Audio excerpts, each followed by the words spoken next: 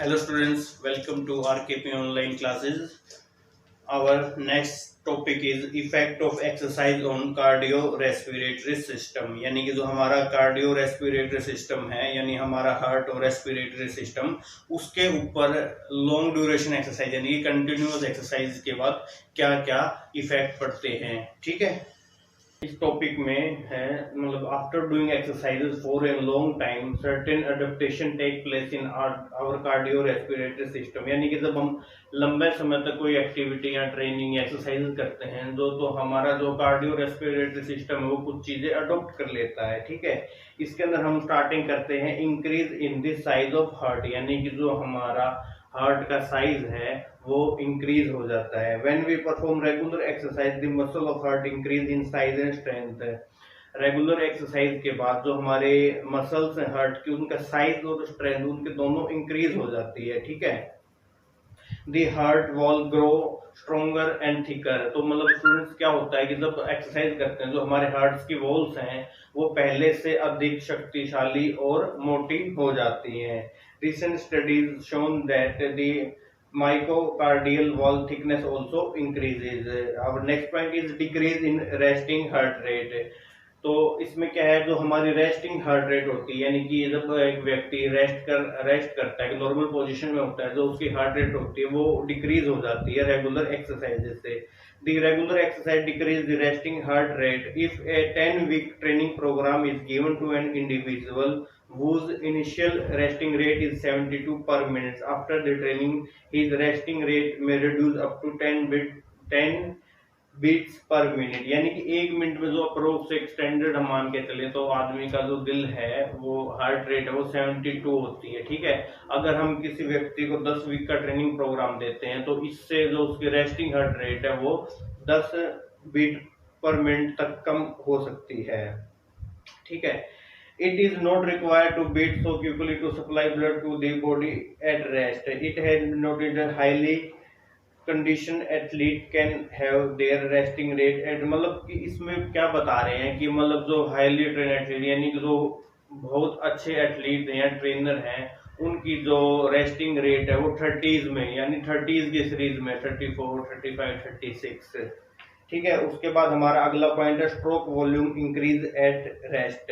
Stroke volume, तो सबसे पहले हम स्ट्रोक वॉल्यूम की बात करते हैं। स्ट्रोक वॉल्यूम क्या होती है, the amount of blood pump by heart in a single stroke. यानी कि जब एक बार दिल धड़कता है तो उसके में जो अमाउंट है ब्लड का वो पंप किया जाता है, उसको बोलते हैं स्ट्रोक वॉल्यूम। तो regular exercise help in increasing the stroke volume at rest. The stroke volume जो होती है वो नॉर्मल होती है 50 to 70 ml पर बीट। ठीक है, ये अनट्रेन इंडिविजुअल्स में, लेकिन जो ट्रेन इंडिविजुअल में है वो ये 90 to 100 ml पर बीट भी हो सकती है। तो इससे अगला जो हमारा पॉइंट है वो increase in cardiac output. Cardiac output में क्या होता है बच्चों, मतलब कि जब regular exercise tend to increase the cardiac output, amount of the blood, cardiac output amount of the blood pump by heart in 1 minute. यानी जो 1 मिनट में टोटल अमाउंट है ब्लड का हार्ट के द्वारा पंप किया जाता है उसको हम कार्डिक आउटपुट बोलते हैं। एक अनट्रेन्ड इंडिविजुअल की बात करें, नॉर्मल व्यक्ति की बात करें तो 40 to 20 लीटर पर मिनट हो सकता है, लेकिन अगर हम ट्रेन्ड व्यक्ति की बात करें तो 25 to 35 लीटर पर मिनट भी उसका जो कार्डिक आउटपुट है वो इंक्रीज हो सकता है। नेक्स्ट पॉइंट वो है इंक्रीज्ड ब्लड फ्लो, यानी कि रेगुलर एक्सरसाइज करने के बाद जो व्यक्ति होता है उसका जो नॉर्मल ब्लड फ्लो है उससे ज्यादा ब्लड फ्लो होने लग जाएगा उसकी बॉडी में। तो इसके अंदर होता है क्या है कि मतलब जो हमारी बॉडी में कैपिलरीज होती हैं, जब हम रेगुलर एक्सरसाइज करते हैं तो ड्यू एक्सरसाइज के टाइम पे तो क्या होता है, जो एक तो नई कैपिलरीज बन जाती है और जो हमारी बॉडी में पहले से एग्जिट्स कैपिलरीज होते हैं वो ओपन वाइडर पहले से ज्यादा खुल जाती हैं। तो the blood redistribution become more efficient, जो ब्लड का डिस्ट्रीब्यूशन है वो मोर एफिशिएंट हो जाता है और इफेक्टिव हो जाता है। As the result of above mention fact there is an increase blood circulation in body, जिससे कि जो हमारी बॉडी में है वो ब्लड सर्कुलेशन ज्यादा होने लग जाता है। तो हमारा अगला पॉइंट है डिक्रीज इन ब्लड प्रेशर। तो इससे क्या होता है कि regular exercise decrease the blood pressure, systolic and diastolic blood pressure by up to 10 mm Hg at the rest, यानी कि रेगुलर एक्सरसाइज से जो हमारा बीपी है हम उसको भी कम कर सकते हैं। ठीक है, इसके बाद हमारा जो नेक्स्ट पॉइंट है वो है इंक्रीज इन ब्लड वॉल्यूम, जो ब्लड की वॉल्यूम होती है वो इंक्रीज हो जाती है। Regular exercise also increase blood volume, in fact there is an increase in plasma volume which in turn enhance the blood volume, यानी कि जो प्लाज्मा वॉल्यूम होती है विच इज टर्न एनहेंस, मतलब उसकी वजह से जो ब्लड वॉल्यूम है वो इंक्रीज हो जाती है। The body produce greater number of red blood cells, body है वो अपने आप जो आरबीसी रेड ब्लड सेल्स हैं उसको उसका जो नंबर है वो इंक्रीज हो जाता है in order to keep the muscle supply with oxygen during heavy exercise, क्योंकि जब हैवी एक्सरसाइज करते हैं तो मसल को ऑक्सीजन की सप्लाई वो ज्यादा चाहिए होती है, और जो आरबीसी होता है यानी हमारा रेड ब्लड सेल हीमोग्लोबिन होता है वो ऑक्सीजन को कैरी करता है। तो उसके बाद हमारा अगला पॉइंट है वो क्विकर रिकवरी रेट, यानी कि जो रिलैक्सेशन या फटीग के बाद दोबारा जब रिकवरी करता है तो उसका रेट होता है वो जल्दी हो जाता है अगर हम रेगुलर एक्सरसाइज करते हैं तो। A trained athlete heart rate become normal quickly, यानी कि जो एक ट्रेन्ड एथलीट होता है उसकी जो हार्ट रेट एक्सरसाइज करने के बाद जब वो कूलिंग डाउन करता है तो बहुत जल्दी अपनी नॉर्मल कंडीशन में आ जाती है। ठीक है, हमारा जो नेक्स्ट पॉइंट है स्टूडेंट्स इसमें ये है decrease in rate of respiration, यानी कि जो रेस्पिरेशन यानी कि जो हमारी सांस लेने की क्षमता है वो डिक्रीज हो जाती है। It is certain that when a beginner start to exercise his rate of respiration increase, मतलब जब कोई बिगिनर एक्सरसाइज करना स्टार्ट करता है तो उसकी जो रेस्पिरेशन रेट है वो अपने आप बढ़ जाती है, यानी कि बोलते हैं सांस चढ़ जाती है।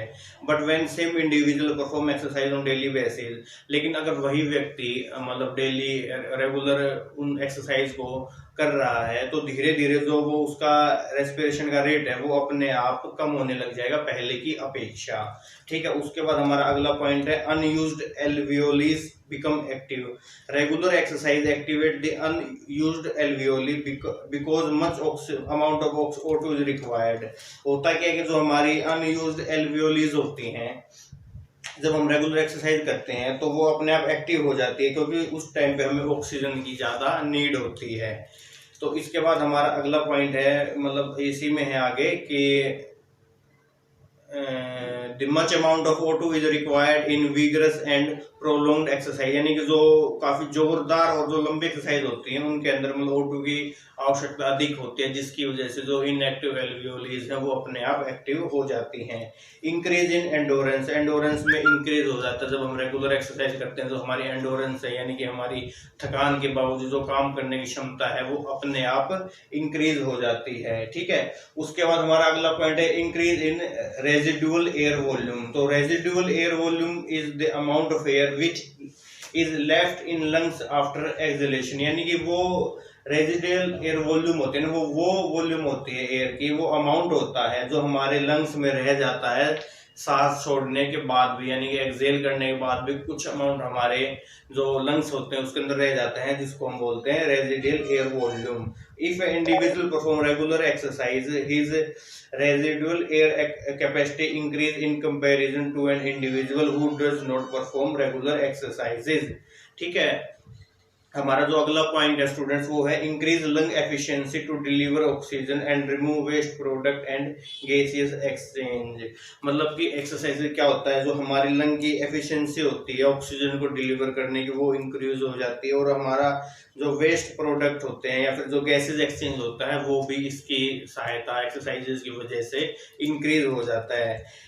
Improvement in lung efficiency cause oxygen to be delivered more rapidly to working muscle and remove waste product from the body। मतलब जो हम रेगुलर एक्सरसाइज कर रहे हैं उनसे क्या होता है कि जो हमारी एफिशिएंसी है ऑक्सीजन को डिलीवर करने की वो इंक्रीज होती है, उसके साथ साथ जो वेस्ट प्रोडक्ट होते हैं वो बॉडी से जल्दी बाहर आ जाते हैं। The number of alveoli in lungs increase to enable more gas exchange to occur, जो जैसे अपने पिछले पॉइंट में भी बताया था जो एल्वियोली होते हैं वो इंक्रीज हो जाते हैं जिससे कि जो गैस का एक्सचेंज है वो आराम से हो पाता है। ठीक है, this improve the uptake of oxygen as there is greater surface area for blood to bind the haemoglobin. ठीक है, हमारा इसके बाद नेक्स्ट पॉइंट है वो increase in vital air capacity. तो vital air capacity is the amount of air which an individual can inhale and exhale with maximum efforts. यानी कि जो अपने मैक्सिमम एफर्ट से जो एक व्यक्ति हवा को मतलब ऑक्सीजन को इनहेल और एक्सेल करता है वो होती है vital air capacity. The capacity varies from 3500 cc to 4500 cc to normal adult. ठीक है, और इसके बाद में बताया कि अगर हम रेगुलर एक्सरसाइज करते हैं तो हम इसको जो हमारी जो कैपेसिटी है वाइटल एयर कैपेसिटी उसको इंक्रीज करके 5500 तक इंक्रीज कर सकते हैं। हमारा जो अगला पॉइंट है वो increase in maximum oxygen uptake VO2 max. यानी क्या athlete need a constant supply of oxygen to muscle, this is known as oxygen uptake. The maximum oxygen uptake in a minute is called VO2 max. Regular exercise increases VO2 max. तो हमारा जो VO2 max क्या होता है, तो वो होता है कि जो मैक्सिमम अमाउंट का of oxygen consumed by a person during exercise. यानी एक्सरसाइज टाइम पे जो मैक्सिमम अमाउंट ऑक्सीजन का यूज करता है हम एक्सरसाइज जब हम रेगुलर एक्सरसाइज करते हैं तो हम इसको भी इंक्रीज कर सकते हैं। तो आज के लिए इतना ही, हम नेक्स्ट अपनी अगली वीडियो में करेंगे।